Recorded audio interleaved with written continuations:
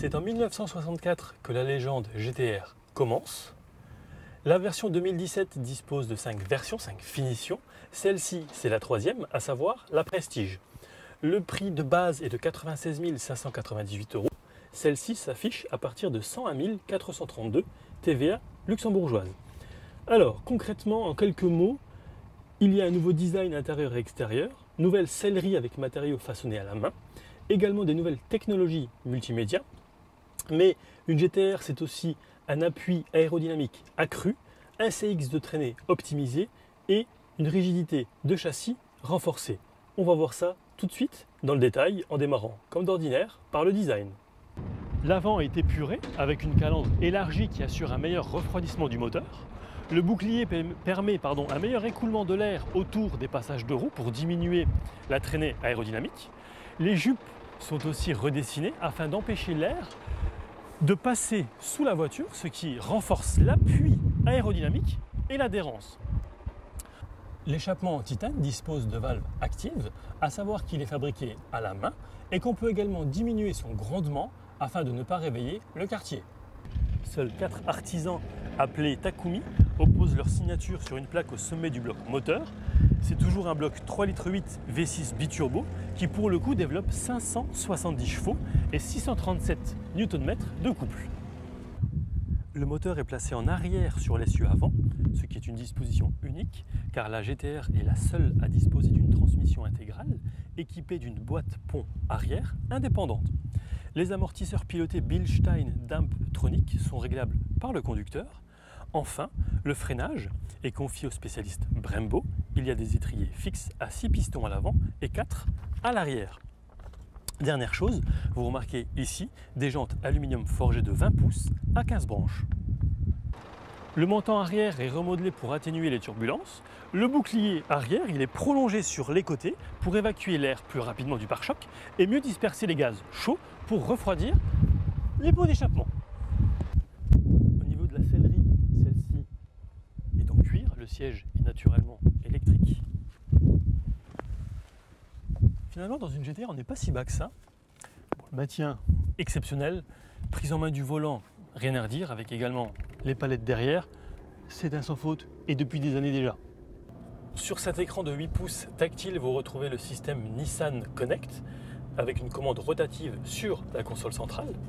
Parmi les informations relatives à cette GT-R, il y a notamment la suralimentation, la température de l'huile, la pression, également léger, la force centrifuge dans les virages, ainsi que le capteur d'angle de direction, sans oublier un chronomètre, et vous pouvez même conserver vos temps sur une clé USB. Il y a en outre les forces qui s'exercent sur le châssis, notamment lors des freinages.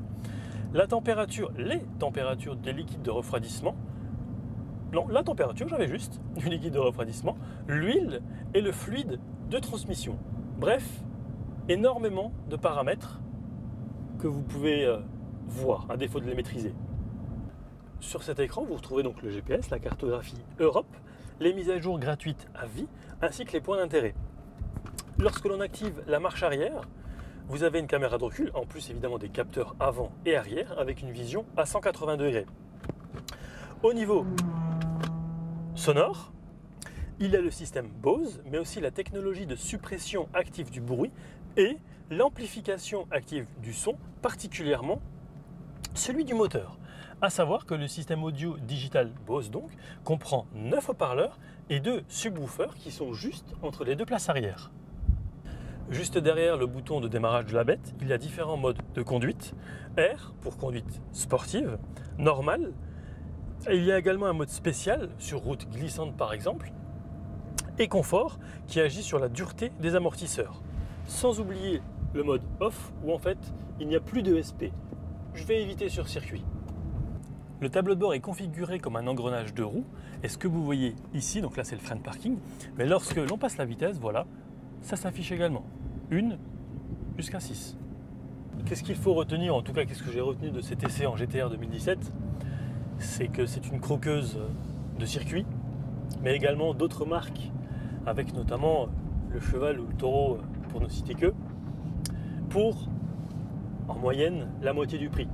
Alors certes, il y a Nissan qui est apposé devant, Mais le puriste qui cherche de la performance, il achètera un véhicule de ce genre-là.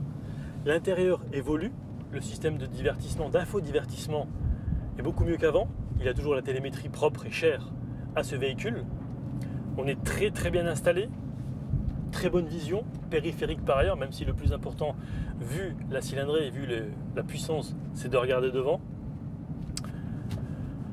En un mot, vous l'aurez compris, j'ai adoré cet essai, c'est l'un des plus beaux, avec d'autres modèles aussi exclusifs.